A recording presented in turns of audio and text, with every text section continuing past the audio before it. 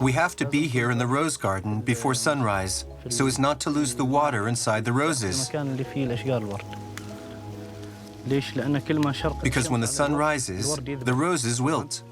When they wilt, they lose their moisture, and we need the water in the petals. This small rose isn't ready. We'll wait until it's fully open. But if I don't pick this, we'll lose it. It will wilt and fall off. So it has to be picked now. Nice. It smells good. Very fresh. Its smell is, how can I put it, soothing. This March morning is the start of the damask rose harvest for Saeed Al-Riyami and his family. There's no time to lose. The wonderfully perfumed petals must be distilled immediately after picking for the rosewater to retain all of their fragrance.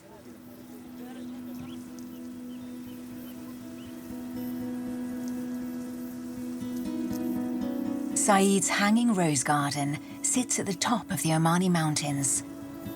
Known as Jebel Akhdar, Arabic for the Green Mountain, the region is named for the many oases that have sprung up in this arid setting. These surreal islands of green are home to many traditional villages scattered along the cliffs.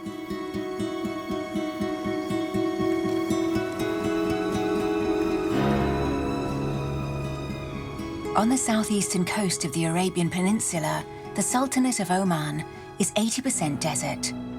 At 2,000 meters above sea level, the Jebel Akhdar Massif extends for 100 kilometers at the center of Oman's main mountain range. Some 40 oasis villages are dotted among its rocky slopes. Gardens of Eden in the middle of the mountains of Arabia.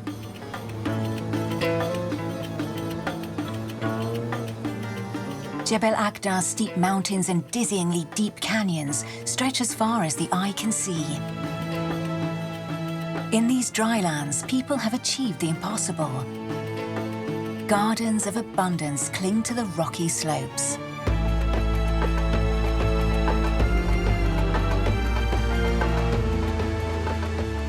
Water, so scarce in the region, flows in the bowels of the mountains. For centuries, ingenious farmers have harnessed this precious resource to cultivate the land. Today, passionate scientists are trying to understand the secret of the lush oasis' survival. The modern world has encroached on this once isolated region over the past few decades.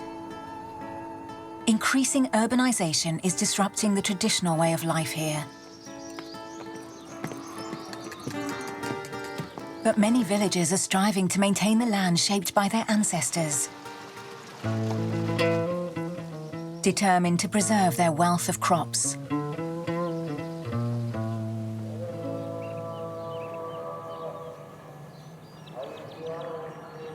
The village of Al-Ayn rises to 2,000 meters. At dawn, after the first prayer of the day, the villagers make their way to the rose gardens bordering the mosque. Some have taken time off work for the annual spring harvest.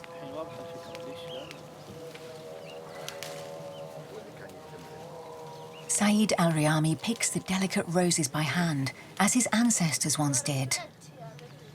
Skills passed down from generation to generation, learned at a young age.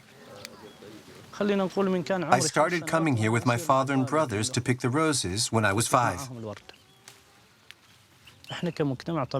We live as a community, like the fingers of a hand. From daybreak, we all come here together. The whole family. Rosa damascena is the Latin name of the damask rose. Considered the queen of roses, this variety from Syria is one of the oldest in the world. Those that bloom at the top of Jebel Akhdar are renowned throughout the Middle East for the supreme quality of their scent.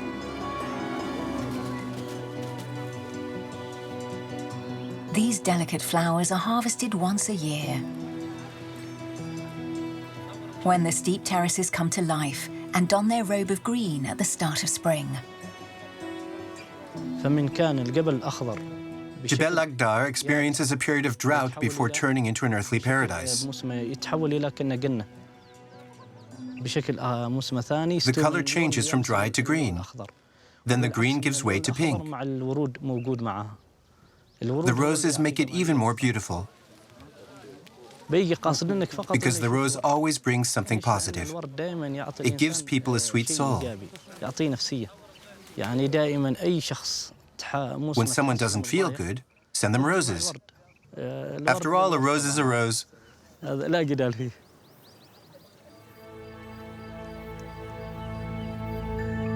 The village's rose bushes grow alongside pomegranate, almond and peach trees, whose fruit is especially tasty. These species are usually found in the more temperate regions of the world. So how do these plants manage to thrive in this desert landscape? What is the secret of these gardens of scent and flavor?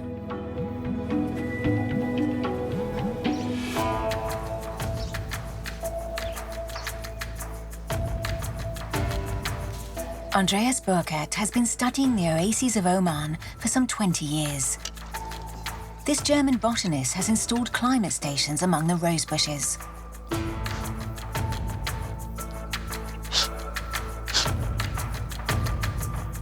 In our small climate stations, which we use in conjunction with proper weather stations, we accurately measure the temperature of the air and its moisture content.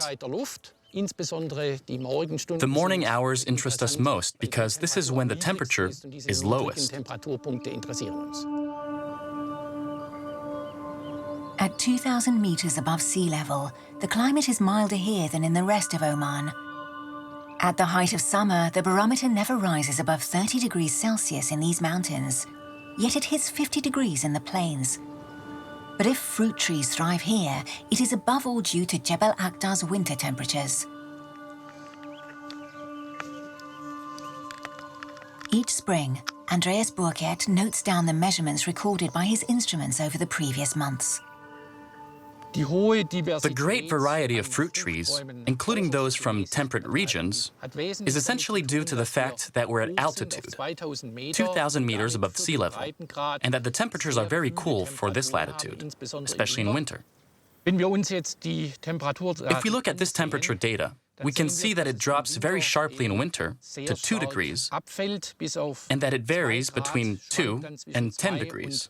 You never see these sorts of temperatures in the plains at this latitude. So this region has its own unique climate. And it is the accumulation of these cold periods which triggers a reaction to the cold and causes the trees to blossom and develop fruit.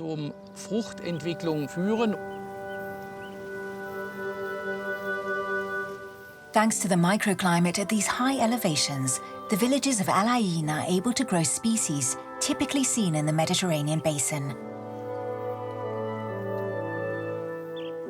Lower down, the oases of Jebel Akhdar are home to more heat-resistant plants, such as date palms. But in the middle of this rocky landscape, these mosaics of crops could never have taken root without one vital element.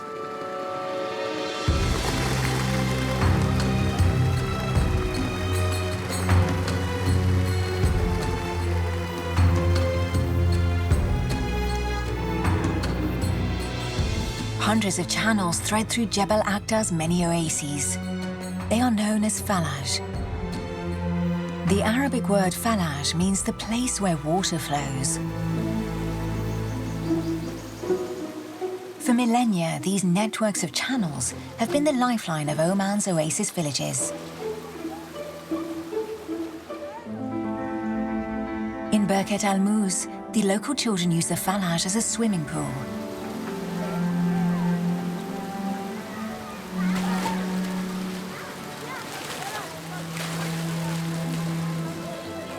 This is one of the oldest channels still in use in the region. For 400 years, it has snaked along the streets before irrigating the crops below.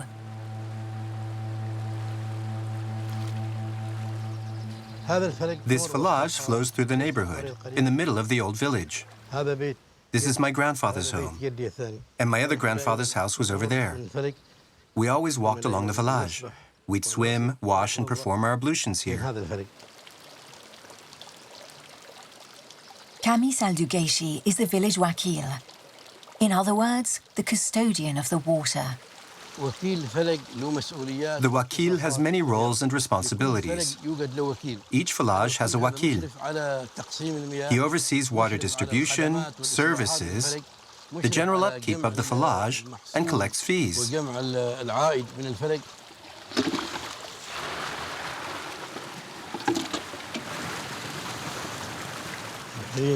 We're going to open the channel for this plot. Its owner is allowed an hour's worth of irrigation. Each person has a specific number of water time shares. Some people have 30 minutes, others 10 minutes, or 2 hours. It all depends on the size of the plot and the amount of crops that need irrigating.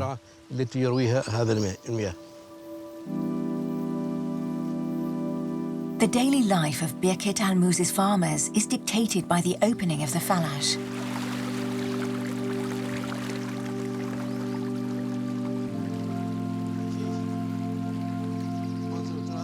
Kamis makes sure that each farmer respects his allocated irrigation time.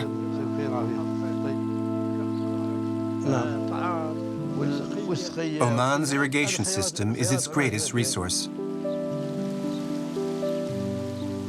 Like generations of wakils before him, he looks after this precious water.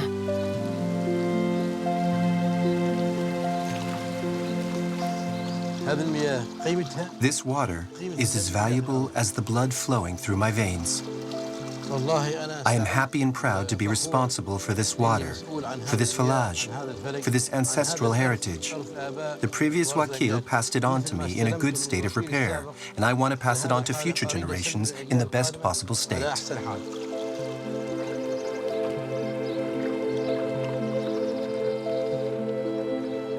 In this desert landscape, water is a precious and rare commodity. So to conserve this resource, Jebel Akhdar's oasis farmers have cleverly organized their plantations on several levels. Typical of the Omani oases is this multi-layered system of agriculture.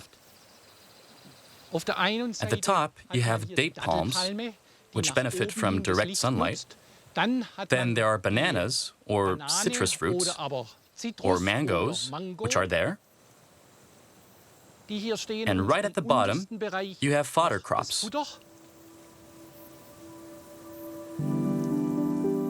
The advantage of this multi-layered system is that the crops growing at the lower levels are protected from direct sunlight. At the top of the date palms, temperatures can exceed 45 degrees Celsius, whereas at ground level, they never exceed 30 degrees. But that isn't all.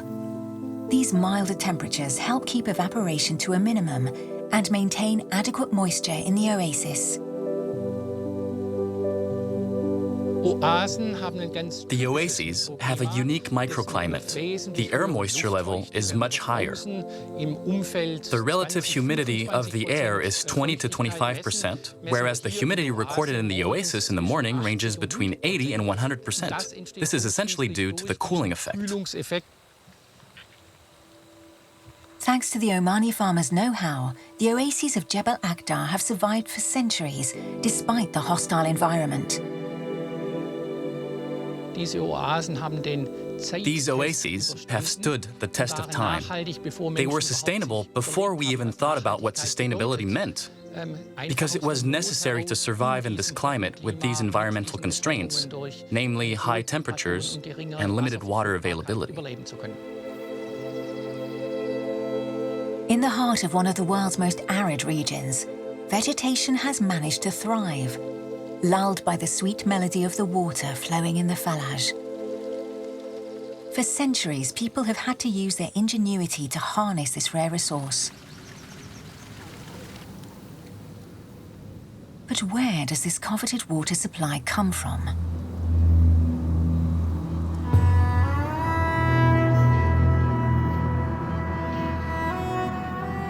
On the surface, the mountains are dry and barren.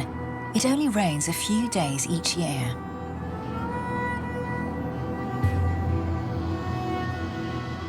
But the bowels of this Omani mountain range contain millennia-old treasure. Between 30,000 and 6,000 years before our era, the climate of Oman was slightly more humid than today. Rain poured down the mountain slopes and seeped into the ground until it reached a layer of impermeable rock. It is these water reservoirs, known as aquifers, which the people of Jebel Akhdar have exploited for centuries. Over 2,000 years ago, the mountain dwellers managed to tap this precious resource to cultivate the land. Guided by the thin strips of vegetation clinging to the rock, they located the few spots where water comes to the surface. The high-altitude oases are thus irrigated thanks to this resurgence of groundwater. And the region's natural reservoirs are recharged by seasonal rainfall.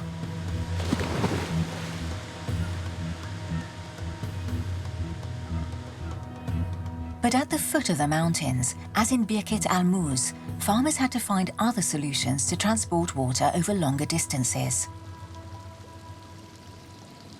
This Falaj is a complex engineering one. This is a tunnel dug inside the soil for several kilometers. Some Falaj even, the tunnel is up to 17 kilometers. And also they are tributaries. I mean, you have the main tunnel, then you have sub-tunnels assisting the main tunnel. And these systems tap the water without any external energy, so just mainly by gravity. After locating the groundwater reservoirs, people dug tunnels beneath the mountains. Thanks to a gentle slope, they were able to convey the water from the aquifers to the low-altitude oases several kilometers away.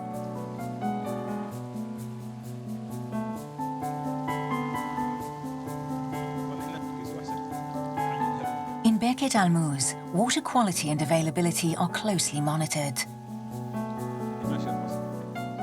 Abdullah Al-Ghafri heads up Nizwa University's Falaj Research Unit.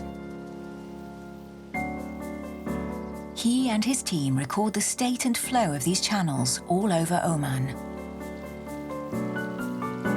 It's important to measure the flow rate because we can assess how much water is available and how much water is getting less by time.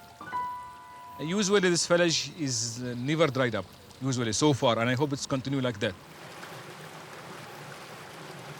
The Falaj is not important as a water system or as agriculture system. It is part of our heritage, it's part of our culture, it's part of our history. In fact, for me, it's identity. It's our identity, in fact.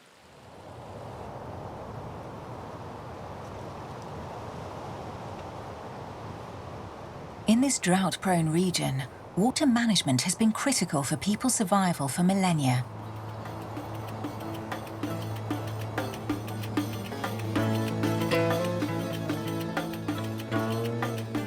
"100 kilometers south of Jebel Akhdar, this vast plain is home to an ancient oasis settlement.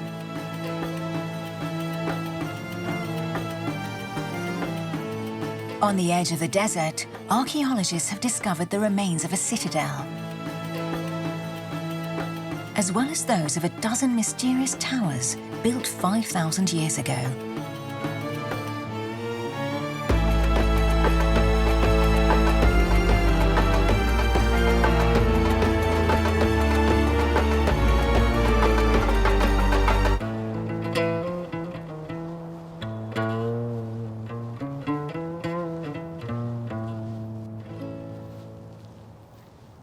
We're standing in the middle of a tower dating from 3,000 years before our era.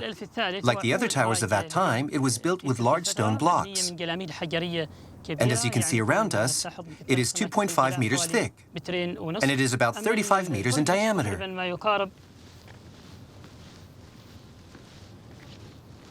Ahmed Al-Tamaimi is the archaeologist in charge of this site. 5 years after a French team first excavated here, the exact function of this monumental tower remains a mystery to scientists.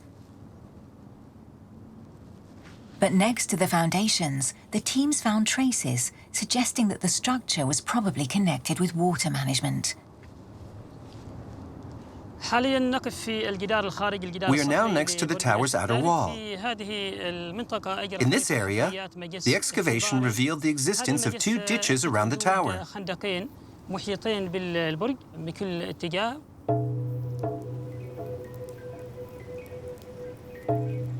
The tower was once surrounded by 2 ditches full of water.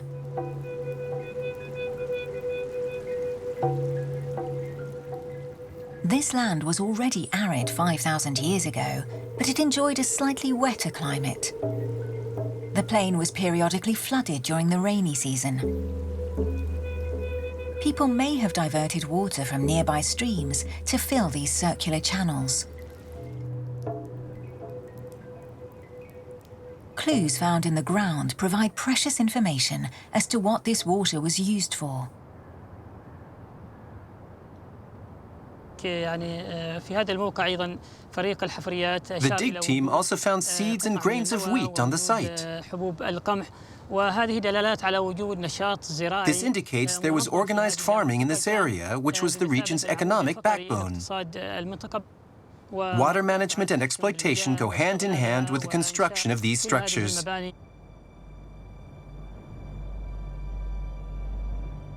Drawn to the site and its providential seasonal waters, nomadic people settled here to farm the land.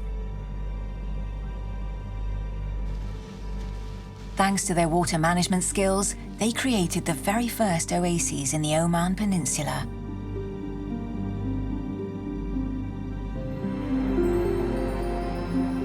When the climate became more arid, the oasis' inhabitants probably had no choice but to move closer to the underground water reservoirs. So they scaled the mountain heights and began to build these cliff-edge terraces. Today, these hanging gardens are home to a wide variety of crops. The species that take root here tell us volumes about the region's history. In ancient times, Oman became known for its trade in copper and frankincense. Like Sinbad, the mythical hero of 1001 Nights, the country's sailors crossed the 7 seas.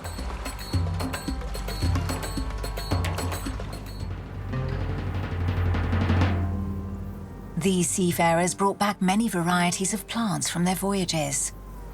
Then, over the centuries, they scattered them about the country's oases. If you take a close look at the oases, you realize what a treasure for humanity they are. You can see plant species that are rarely found together like this elsewhere. But above all, the oases contain varieties that are rarely seen or even no longer exist anywhere else.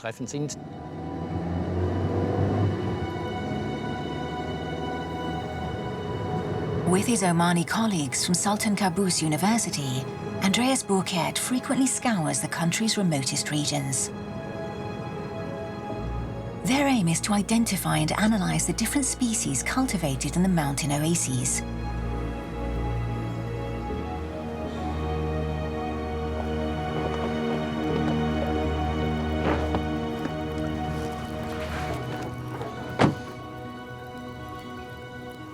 "300 kilometers south of Jebel Akhdar, in the small village of Bir, the botanist has discovered unique crops. Often introduced several millennia ago, these species have been preserved by the farmers on the remote terraces.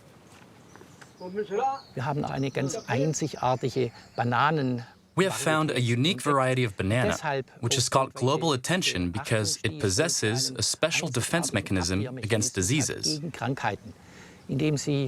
Thanks to secondary molecules, it protects itself very effectively from insects as well as from fungal attack. As well as these particularly robust bananas, the botanists have identified plant varieties in the mountain oases which do not exist anywhere else. These ancient crops, a legacy of Oman's distant past, have retained favourable agronomic traits. Often, the material brought to the oases centuries ago has thrived, and it has not gone extinct as it has elsewhere. It has not been altered. In fact, there are still plant varieties here that we'll be able to use in future for crops, for instance, to aim for certain qualities, such as drought resistance and disease resistance. While plantations on the plains are dominated by a limited range of modern crops, the oases of Jebel Akhdar contain a rich biodiversity. Crops to feed humans, as well as cereals and fodder crops for livestock.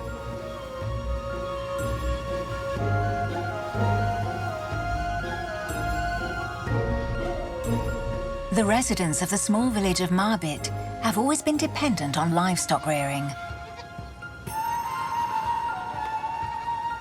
Traditionally, the men work in the fields and the women take care of the animals.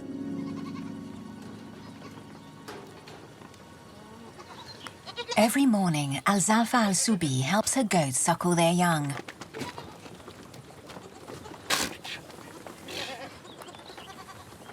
Some mothers need a bit of help to feed their offspring. So the herder makes sure every kid eats its fill.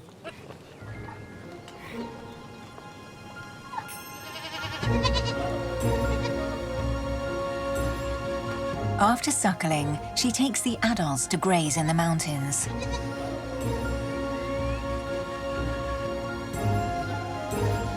The agile animals climb the steep mountain slopes, where scrubby vegetation has taken hold.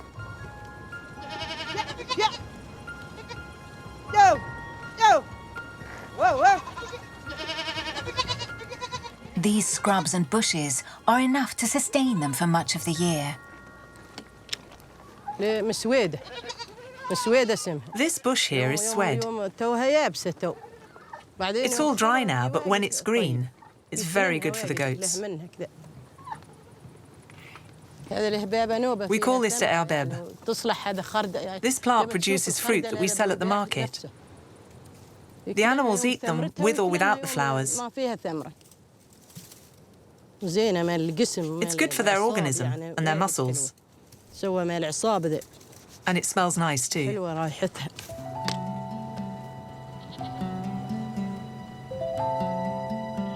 The goats spend the morning looking for tender leaves. Then they make their way home to the pen.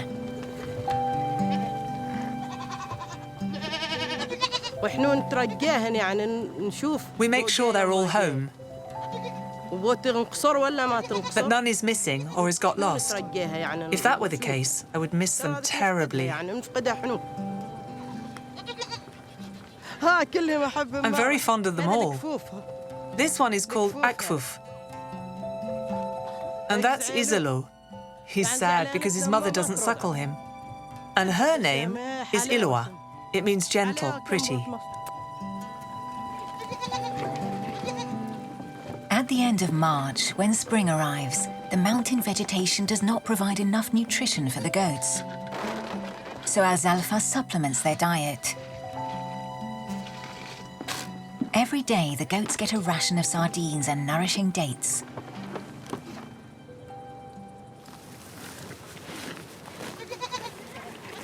While the kids and the weakest adults feast on fresh fodder, picked by Al-Zalfa's brothers in the nearby oases.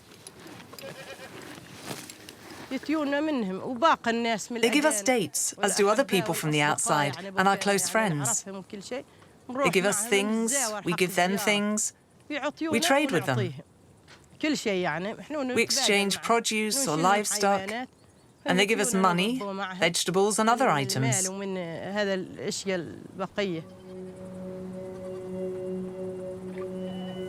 In Jebel Akhdar, farmers and breeders have cooperated since time immemorial. But meat and fodder are not the only things they trade. Another, more unusual commodity is also prized.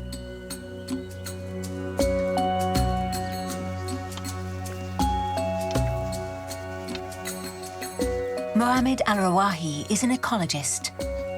For several years now, he has been studying the oasis soil with Andreas Burkert.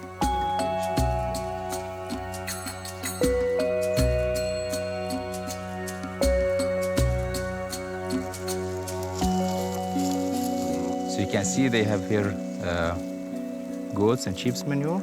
Yes. But in the other field, they have also cow manure. Yeah, exactly. Yeah. Which, depending on where the resource is from. Exactly. Whether they get it from the Jebel or from here. From here. You can see from the soil how it's fertile, from even the color, and you can see the amount of the manure that they applied here in this village especially. They applied a lot of manure, and that will increase, you know, the organic carbon in the soil. But the carbon, especially the carbon, is important for this, the macrofauna, like the worm and also the microorganisms, so they can do their job for mineralize the organic matter so the plants can uptake it. Nothing goes to waste in Jebel Akhdar. From neighboring farms, nutrient-rich manure is used as natural fertilizer in the plantations. People here are more doing agriculture, and people up in the mountains, they are more herders. They have more goats and sheep. They bring them the foods, and the others bring the meat and also the manure. Because of this trade-off, and this is close loop between these two groups, these oases were survived and sustained all the harsh conditions. In this remote desert region, the trading between farmers and herders has meant the oases have always had healthy and fertile soil.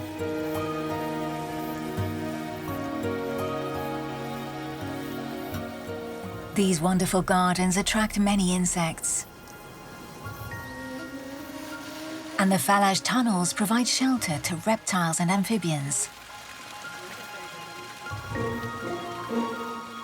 All of this wildlife has taken advantage of these man-made ecosystems. But it is not alone. The oasis terraces are also home to many wildflowers.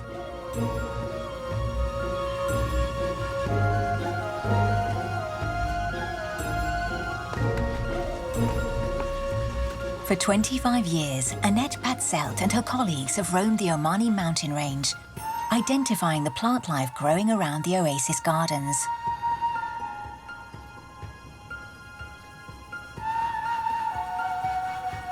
Jebel Akhdar has one of the biggest varieties of wildflowers in Oman. Opportunistic species that have taken hold in the oases. As well as the cultivated plants, there's also an incredible amount of wild herbs, especially in the herbaceous strata under the cultivated trees and shrubs. It's humid, there's shade, and more water. In the desert, it wouldn't be possible. You don't find these plants here. But here, in this man-made environment, it's a bit like an island in the desert. So, let's check the walls and see what we can find. During their field studies, the scientists have identified many wild species in the gardens and in the cracks in the walls supporting the terraces. There are almost 100 species, so a great variety of plants. And it's because for centuries no pesticides or other chemical products were used. Quite the reverse was true. These terraces were cultivated in a very ordinary, very traditional way. And here at altitude, we find a fair amount of plants, such as this grey field speedwell. It has pretty blue flowers, but it's a bit late in the year for flowers. You can already see the fruit. And this plant is only found here, in northern Oman, in these oases. Saif Al-Atmi and Abdurrahman Ali Nai work for the Oman Botanic Gardens. These ethnobotanists have identified some 30 medicinal plants used by the locals to treat stomachache, fever and skin conditions. Some of these plants are also used to treat animals. This plant here, it is belongs to the Solanaceae family. It's called the Toramittel, that's the scientific name. And the common name is devil's trump. So devil's trump, it's related to the shape of the flowers. Why is devil's? Because it causes hallucination. So the plant is used for treating animals.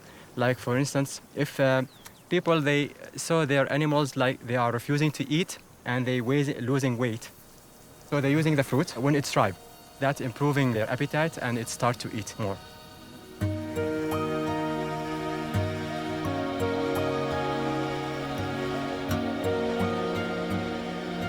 So the oases cure people and animals as well as nourishing them. These rich ecosystems are evidence of the skills of Jebel Akhdar's farmers. But this traditional form of agriculture is under threat.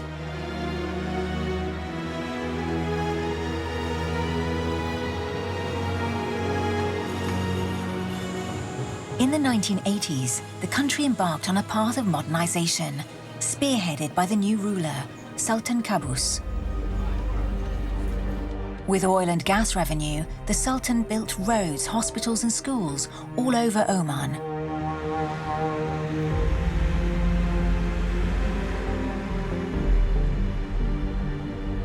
Once isolated, the oasis villages of Jebel Akhdar have also undergone a significant transformation. In the space of just 20 years, the new town of Saïq sprang up on the high plateau, a few hundred meters from the terraced rose gardens. The residents of the most remote villages have gradually moved to these modern neighborhoods with running water. It is certainly a more comfortable way of life, but it requires more water. The water consumption increased from this area and that led to more stress on the groundwater. And if we could really make more water use efficient there and reduce the consumption there and divert that water to this oasis, that will keep this oasis live here and more sustainable for the future.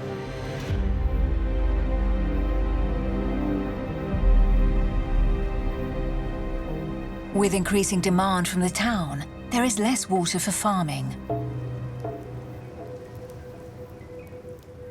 As well as the growing stress on water resources, this wave of urbanization has other consequences. The most isolated villages are abandoned and their terraces neglected.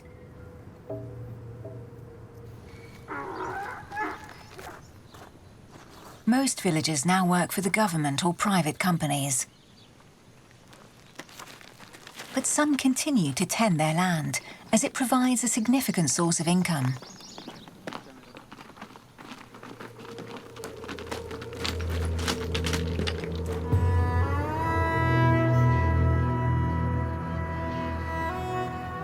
This is true of Musaba Al-Awami, who works at the regional hospital. Although it is a 2-hour trek to his old village, he often goes to the family plot.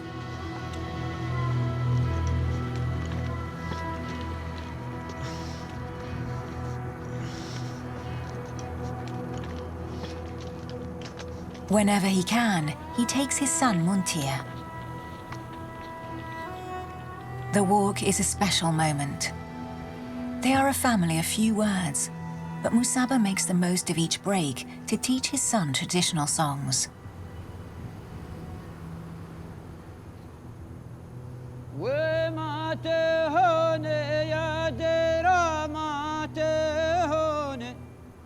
وافتقدت ناس عز الرجال وافتقدت ناس عز الرجال كمن فرقت الأحبة نسأل المولى بجنات النعيم نسأل المولى بجنات. In the middle of this barren landscape, the oasis finally appears around a bend in the canyon. For generations, Musaba's family has farmed this fertile land, where date palms thrive. The terraces are also home to other fruit trees, vegetables and cereals. Carry on along the bottom. I'm going this way. Go that way. All right?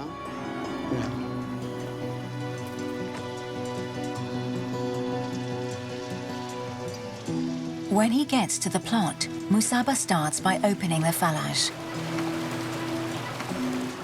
Muntia knows exactly what to do. Like his brothers before him, he does just as his father has taught him. They have to learn the techniques, how their father plants, irrigates, and harvests. How to take care of each tree. How to look after the date palms, the lemon trees, and the mango trees.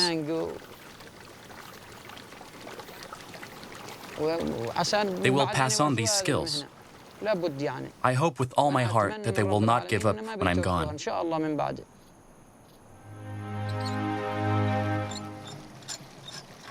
Musaba hopes his children will continue to care for this remote oasis.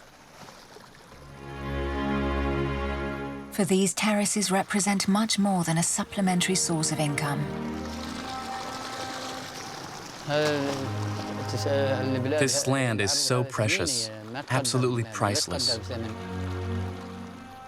Because our ancestors worked hard to cultivate it. None of this existed before. So it is our duty to care for this land.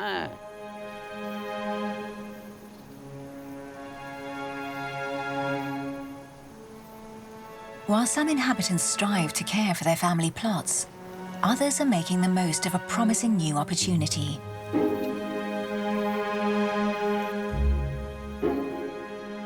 The oases and villages of Jebel Akhdar are attracting more and more tourists each year. Aware of the treasure bequeathed by their ancestors, the Omanis are taking ownership of the future of their villages. West of Jebel Akhdar, the old houses of Misfat al-Abrahim nestle in the middle of a lush oasis. The villagers have never stopped farming the land. But some chose to leave their traditional homes for more modern houses on the outskirts.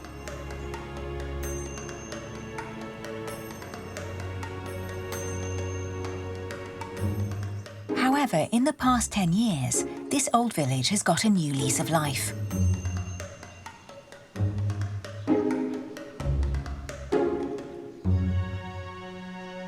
Yaqub al-Abri's uncle was the first to turn his family home into a guest house.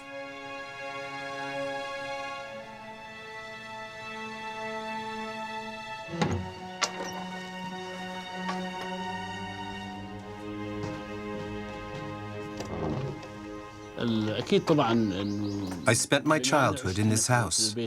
I've been here for over 25 years, so all my memories are still present.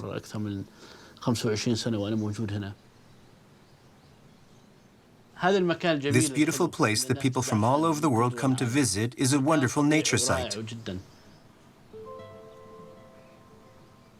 For several generations, Yaqub's family has cared for the land around the house.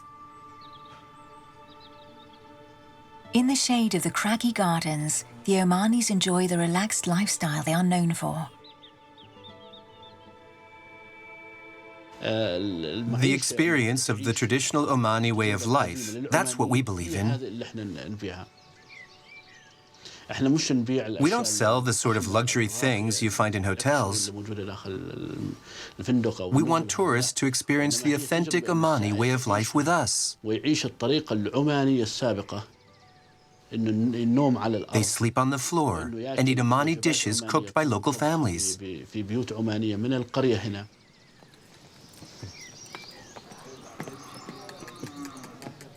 Just like Misfat Al-Abrain, some villages in Jebel Akhdar are gradually coming back to life thanks to tourism. Respectful of local heritage, these initiatives have nothing in common with the luxury resorts that have sprung up recently in the region. Our presence here as Omani residents of the village inspires us to take care of it and make it sustainable. As we've managed to maintain agriculture, we now have to preserve the old houses and enhance them in one way or another. The village, our customs, the place, our irrigation system. It's a source of great pride for me. This village and the Omani traditions are kept alive here.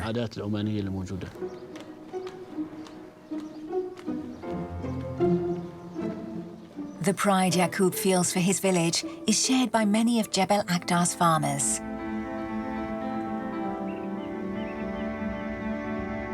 These men and women continue to work tirelessly on the terraces built by their ancestors.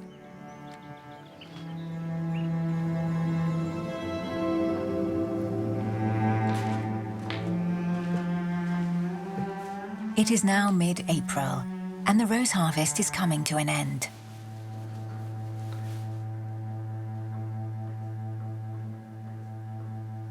Okay.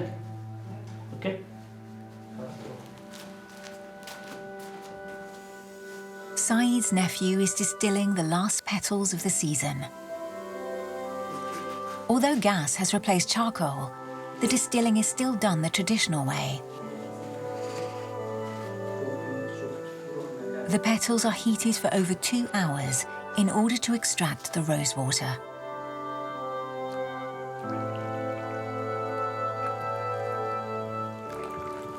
The precious elixir of the mountains will soon adorn shelves across the country.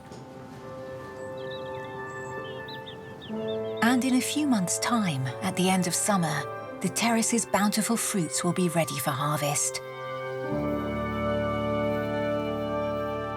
Like the peaceful village of Al-Ayn, the lives of many of these mountain dwellers are still governed by the seasons and harvests. But for how much longer? Jebel Akhdar is now at a crossroads. Between modernity and tradition, the future of this region largely depends on the choices its inhabitants make.